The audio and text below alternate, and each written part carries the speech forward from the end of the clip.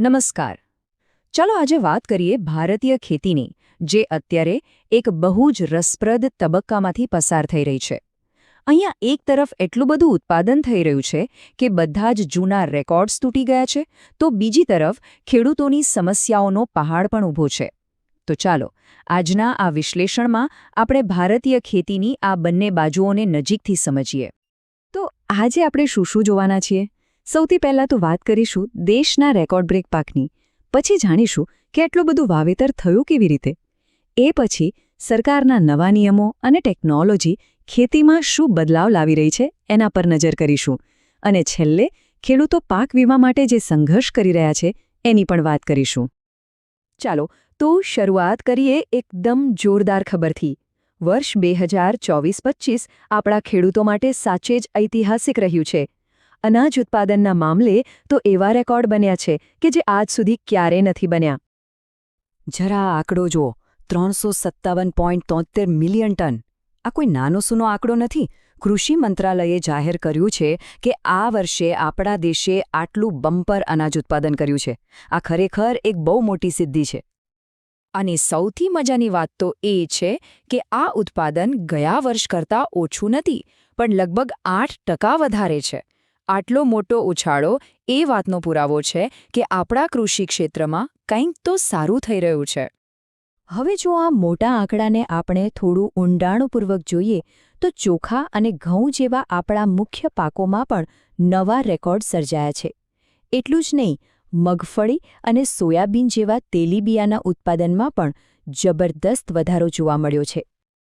પણ હવે સવાલ એ છે કે આટલો બધો પાક થયો કેવી રીતે? આ રેકોર્ડ બ્રેક ઉત્પાદન પાછળનું અસલી કારણ શું છે? ચાલો હવે એની પાછળની કહાણી જાણીએ. તો આ સફળતા પાછળ સૌથી મોટો હાથ કુદરતનો રહ્યો એમ કહી શકાય. થયું એવું કે ચોમાસા પછી જે વરસાદ પડ્યો એ એકદમ સારો હતો. એના લીધે જમીનમાં ભેજનું પ્રમાણ એટલું સરસ રહ્યું કે રવિ પાકના વાવેતર માટે એકદમ પરફેક્ટ વાતાવરણ બની ગયું. અને બસ આ જ સોનેરી તકનો ફાયદો આપણા ખેડૂતોએ ઉઠાવ્યો. આખા દેશમાં 20.8 મિલિયન હેક્ટરથી પણ વધારે જમીન પર રવિ પાકનું વાવેતર થયું. તમે વિચારી શકો છો, આ ગયા વર્ષ કરતાં ઘણું વધારે છે. આ આંકડો જ ખેડૂતોનો ઉત્સાહ બતાવે છે. સારું, એક તરફ ઉત્પાદનના ઢગલા થઈ રહ્યા છે, પણ બીજી તરફ સરકાર પણ આ ક્ષેત્રને નિયંત્રિત કરવા માટે નવા કાયદાઓ અને નીતિઓ લાવી રહી છે. અને જ્યાં નવા નિયમો આવે ત્યાં નવી ચિંતાઓ તો આવવાની જ.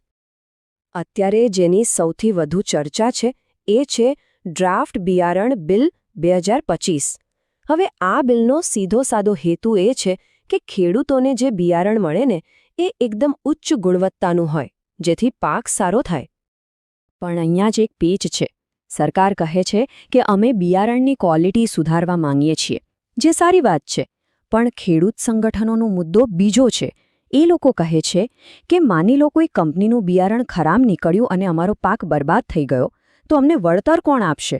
આ બિલમાં એના વિશે કોઈ સ્પષ્ટ વાત જ નથી. અને વાત ખાલી બિયારણની નથી. સરકારે તો ખાદ્ય તેલના ઉદ્યોગ પર પણ શિકંજો કસ્યો છે. હવે બધા વેપારીઓએ ફરજિયાત રજિસ્ટ્રેશન કરાવવું પડશે અને દર મહિને રિપોર્ટ પણ આપવો પડશે. મતલબ કે સરકાર આખા કૃષિ સેક્ટર પર પોતાની પકડ મજબૂત કરી રહી છે.